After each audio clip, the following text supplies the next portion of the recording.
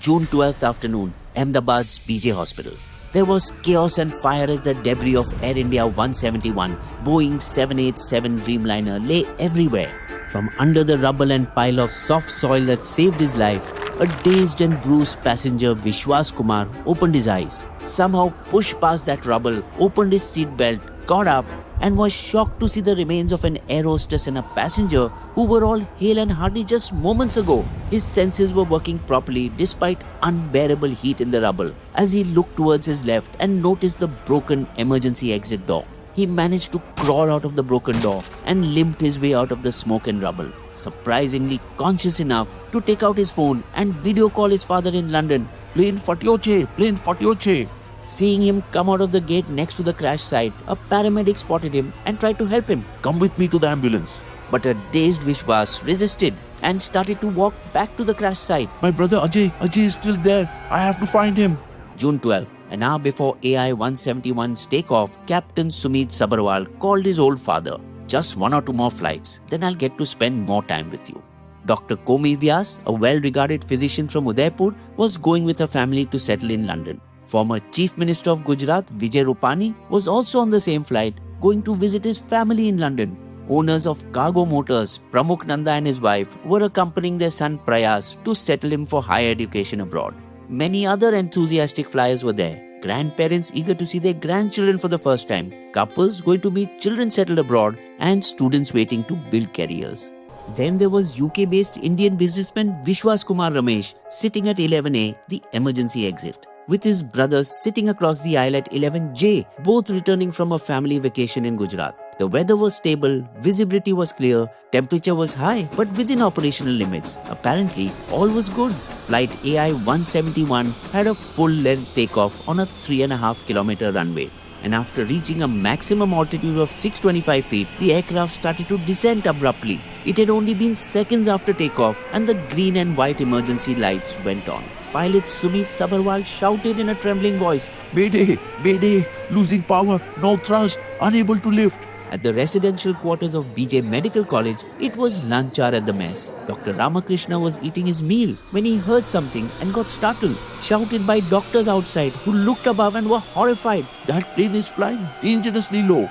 Because just 30-odd seconds after takeoff, the ill-fated AI-171 plane thudded into the college hostel with a loud noise. Boeing Dreamliner, was it? But Captain Sabharwal's dream to spend time with his father shattered. Udaipur doctor's family dream to start a new chapter of their life met a horrifying end. Vijay Rupani left the world ironically on that date that matched his lucky number, 1206. Doting grandparents, careers unfulfilled, all over within a minute. Smoke, fire, panic, lives of some young doctors of this nation lost in the tragedy. Still, the trainee doctors and students who survived pulled out injured colleagues trapped in the debris. Their swift response saved many lives as the rescue team was able to reach the site much later. The doctors also worked day and night to get DNA samples of the deceased and give them to their families for last rites. And out of those 242 passengers on board, Vishwas from the 11A seat near the emergency exit was the only one who made it out alive. Theories. Now, based on the hazy videos of the aircraft's flight and crash, many aviation experts have come up with theories that we have contextualized and simplified. Theory 1. Landing gear failure to retract. Landing gear, that is, wheels remained extended throughout the brief flight, even during descent, which are generally retracted within 5 seconds. This can increase air resistance and fuel consumption while reducing aircraft speed. But as the pilot gave a mayday call after a few seconds, he could have been distracted by a bigger issue and forgot to retract wheels. And for a twin-engine aircraft, this issue alone can't lead to a crash, and it might have just compounded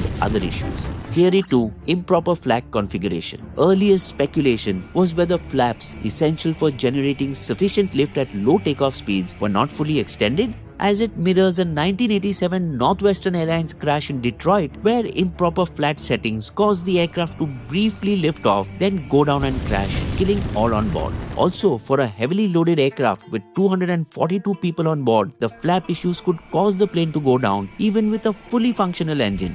But later images of the wreckage did appear to show that flaps were in an extended position. And it's tough to believe that Sumit Sabharwal, a senior pilot with more than 8,200 flying hours, wouldn't have set the flap at a proper configuration.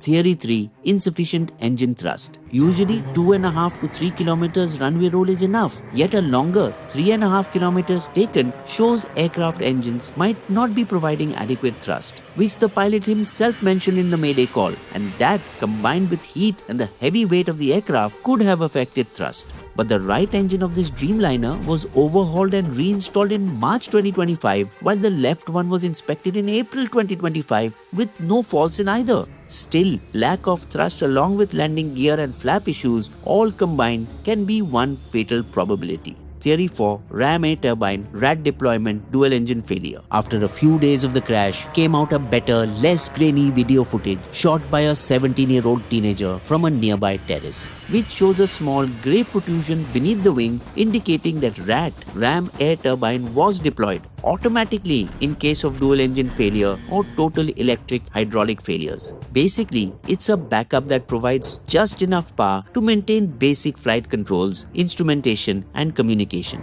Identified further by the distinctive high-pitched sound in the video that is consistent with rat's operation, whose another proof is the sole survivor who reported hearing a loud bang followed by cabin lights flickering before the crash. But firstly, RAT is not designed to be effective at the low altitude of 625 feet where the emergency occurred. Like the 2020 Gatwick incident where the flight reached approximately 3,580 feet and experienced dual engine failure before the backup helped the plane land safely. Even if it has to happen, it would require an extraordinary event like severe fuel contamination, because refueling took longer than the usual 42 minutes, but not out of the ordinary for a long-haul flight, or an unprecedented bird strike, but there is no blaze from the engine for that, nor do we see birds in that video. And as pilots gave a Mayday call after takeoff, the theory is that dual engine failure occurred after the aircraft crossed the speed limit, after which it cannot be aborted. And even though it seems the most probable cause, dual engine failures are extremely rare and should not be judged on such phone footage. However, we will have to wait until the damaged cockpit voice recorder and flight data recorder are analyzed by the Aircraft Accident Investigation Bureau before the exact cause is known. While another committee headed by bureaucrats and officials from aviation agencies is looking at the larger safety aspects of the industry. Problems with Dreamliner 787 and 788. Between 2015 and 2024, while Air India's 787 Dreamliner flights reported 32 technical issue-related incidents, only in 2 such cases these have led to accidents, and that too only injured several passengers. Since its global introduction in 2011, AI's 171 was the first incident for the Dreamliner to have casualties, and that too almost the full plane blowing off. The biggest disasters have been with the old Boeing 737-800 jets at a time when Air India was still straight run. Like in 2010, an Air India flight arriving from Dubai veered off the runway at Mangalore and plunged over a cliff, killing 158 of the 166 people on board. In 2020, an Air India Express flight skidded off the Kozhikode airport runway in heavy rain, fell into a gorge, broke into 2 and left 18 dead and more than 120 injured.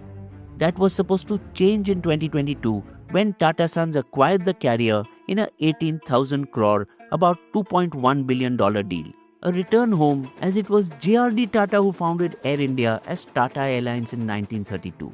And they did revitalize the airline, decreasing losses sharply from over 11,000 crore in FY23, the first full year after privatization, to just under 4,500 crore in FY24.